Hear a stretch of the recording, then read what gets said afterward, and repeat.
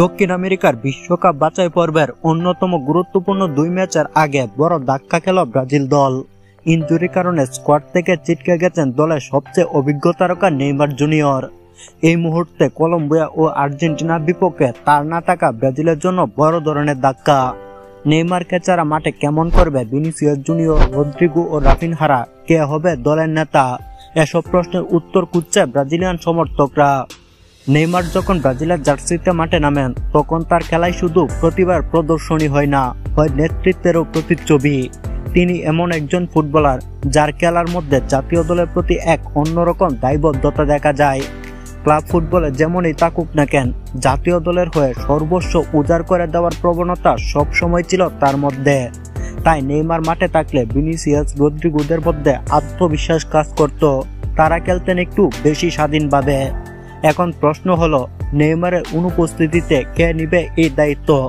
এই মুহূর্তে ব্রাজিলের আক্রমণ ভাগের প্রধান অস্ত্র ভিনিসিয়াস জুনিয়র, রদ্রিগো ও রাফিনহা।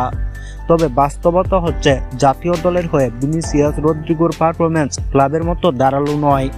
রিয়াল মাদ্রিদে দুর্দান্ত ফর্মে থাকলেও ব্রাজিলের হয়ে তারা ততটা কার্যকর হয়ে উঠতে পারেনি। এর বড় কারণ হতে পারে সঠিক নেতৃত্বের অভাব ও জাতীয় দলের ভিন্ন কৌশলগত পরিকল্পনা। অন্যদিকে রাফিনহার খেলায় নেইমারের ছোঁয়া কিছুটা দেখা যায়।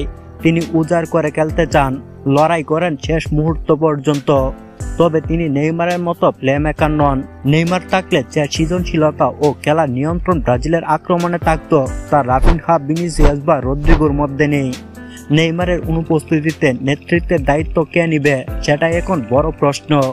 ক্যাসেমিরো থাকলে হয়তো তার উপর অনেকটা ভরসা রাখা যেত। মার্কিনহুস ডিফেন্স থেকে দায়িত্ব নিতে পারেন, তবে আক্রমণ ভাগের নেতার অভাবেই সবচেয়ে বড় সমস্যা হয়ে দাঁড়াবে। কলম্বিয়ার বিপক্ষে ব্রাজিল হয়তো কোনোভাবে জয় পেতে পারে, কিন্তু আর্জেন্টিনার মতো শক্তিশালী দলের বিপক্ষে সাফল্য পাওয়া কঠিন হবে। আর্জেন্টিনার ডিফেন্স লাইন অত্যন্ত সংগঠিত, পাশাপাশি তাদের মিডফিল্ডেও ভারসাম্য আছে। তাই ব্রাজিলের বর্তমান ছন্নছাড়া আক্রমণ ভাগ নিয়ে আর্জেন্টিনার রক্ষণ ভাঙা সহজ হবে না।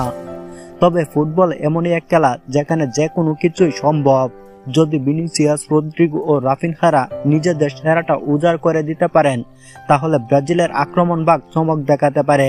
কিন্তু সেটা করতে হলে তাদের শুধু প্রতিভার উপর নির্ভর করলে চলবে না, দায়িত্ব নিতে হবে। মাঠে নিজেদের মানসিকতা বদলাতে হবে, কারণ নেইমার সবসময় থাকবে না, নতুনদেরই একদিন তার জায়গা নিতে হবে। নেইমারের অনুপস্থিতিতে ব্রাজিলের আক্রমণ ভাগ অনেকটাই চ্যালেঞ্জের মুখে পড়বে, বিশেষ করে বড় ম্যাচগুলোতে। এখন সময় এসেছে ভিনিসিয়াস, রদ্রিগোদের জন্য বড় দায়িত্ব নেওয়ার। তারা যদি নিজেদের দায়িত্ব ঠিকমতো পালন করতে পারেন, তাহলে হয়তো নেইমারের শূন্যতা খুব বেশি অনুভব হবে না। কিন্তু সেটি করতে হলে তাদের খেলার ধরনে উন্নতি আনতে হবে এবং জাতীয় দলের প্রতি আরো বেশি নিবেদন দেখাতে হবে। এখন দেখার বিষয় এই কঠিন পরীক্ষায় তারা কতটা সফল হতে পারে।